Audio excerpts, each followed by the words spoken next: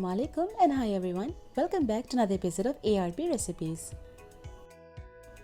ARB கிச்சன்ல இன்னைக்கு நம்ம பார்க்க போறது பைனாப்பிள் கேசரி. நம்ம இல்லங்கள்ல அடிக்கடி செய்யக்கூடிய இனிப்பு வகைகள்ல கேசரி ஒன்று. ஆனா அப்படி இருந்தாலும் கூட ஹோட்டல்களில் கிடைக்கக்கூடிய கேசரிக்கு நம்மள நிறைய பேர் ஃபேன்ஸா இருப்போம். கரெக்டான அளவுகளை பின்பற்றினா ஹோட்டலில் கிடைக்கிறது போல அருமையான கேசரி நம்ம வீட்டிலேயே செஞ்சிடலாம். இப்போ அதை எப்படி செய்யலாம்னு பார்க்கலாம் வாங்க. இன்றைக்கி கேசரி செய்கிறதுக்கு நான் 1 கப் அளவு ரவை எடுத்திருக்கேன். இது கூடவே முந்திரி, திராட்சை, ஃப்ளேவரிங்காக குங்குமப்பூ, ஏலக்காய் பொடி, 1/2 கப் அளவு அன்னாசி பழம் சின்ன சின்னதாக வெட்டி வச்சுக்கோங்க. முதல்ல ஒரு கடாயில் 1/2 கப் அளவு நெய், 1/2 கப் அளவு கடலெண்ணெய் இது ரெண்டையும் ஒன்றாவே சேர்த்துருங்க. நெய் உருகினதும் இதில் பாதி நம்ம எடுத்து வச்சிடணும். எந்த கப்பால் நீங்கள் ரவா அளந்தீங்களோ அதே கப்பால் தான் இந்த எண்ணெய் நெய் கலவையை நீங்கள் அளக்கணும். அதாவது 1 கப் அளவு ரவாவுக்கு அதுலேயும் 3/4 கப் அளவு சீனி தேவைப்படும். அதே கப்பால் 2 கப் அளவு சுடு தண்ணீரும் தேவைப்படும். நெய் ஃபுல்லாக உருகினதும் அதில் பாதி எடுத்து நம்ம தனியாக வச்சிடணும். மீதமுள்ள இந்த இன்னொரு பாதியில் தான் நம்ம திராட்சையும் முந்திரியும் நல்லா ரோஸ்ட் பண்ணிக்கணும். முந்திரி நல்லா ஒரு கோல்டன் ப்ரௌன் கலர் வர வரைக்கும் நல்லா ரோஸ்ட் பண்ணிக்கோங்க. தீ சிம்மிலேயே இருக்கட்டும், அதிகமாக வச்சிடாதீங்க. முந்திரி இப்போ நல்லா ரோஸ்ட் ஆகிடுச்சு. இப்போ இதில் நம்ம கொஞ்சம் கொஞ்சமாக ரவாவை சேர்த்து நல்லா மிக்ஸ் பண்ணிக்கலாம். ஒரு மிதமான தீயில் இந்த ரவாவை நம்ம இந்த எண்ணெய் நெய் கலவையில் நல்லா ரோஸ்ட் பண்ணிக்கலாம்.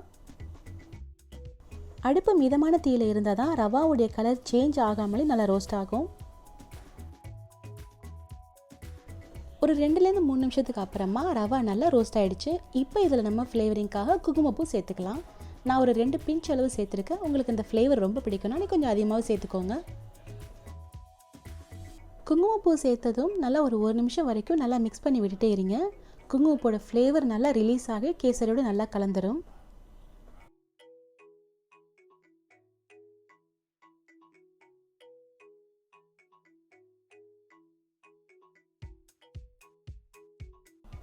ஒரு நிமிஷம் ஆயிடுச்சு. இப்போ நம்ம சின்ன சின்னதாக வெட்டி வச்சுருக்க அன்னாசி பழத்தை இதில் சேர்த்துடலாம். நான் 1 கப் அளவு ரவை எடுத்ததுனால 1/2 கப் அளவு அன்னாசி பழம் எடுத்திருக்கேன். ஏன்னா அன்னாசி பழம் வந்து நல்லா ஒரு ஓவர் பவரிங் ஃப்ரூட், அதனால் அதிகமாக சேர்த்துறாதீங்க. ரவா 1 கப் அளவு எடுத்துக்கிட்டிங்கன்னா அதே கப்பால் 1/2 கப் அளவு எடுத்துக்கோங்க. அதுவே போதுமானதாக இருக்கும். அன்னாசி பழத்தை சேர்த்ததும் இன்னும் ஒரு நிமிஷத்துக்கு நல்லா கிளறி விட்டுக்கோங்க. இப்போவும் அடுப்பு சிம்மிலே தான் இருக்கணும்.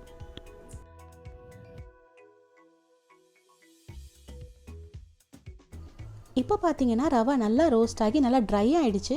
இப்போ இதில் நம்ம 3/4 கப் அளவு சீனி சேர்த்துக்கலாம்.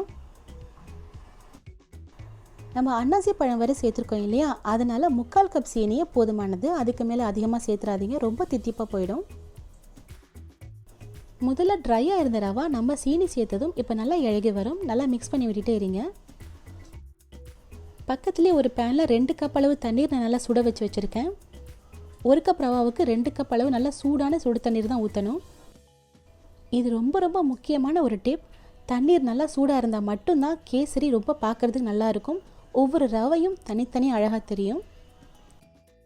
நீங்கள் கலருக்காக கேசரி பொடியை நீங்கள் அந்த தண்ணீர்லேயே கலந்துடலாம். நானும் எல்லோ கலர் ஃபுட் கலரை அந்த தண்ணீர்லேயே கலந்துட்டேன். அதனால தான் எல்லோ கலரில் இருக்குது.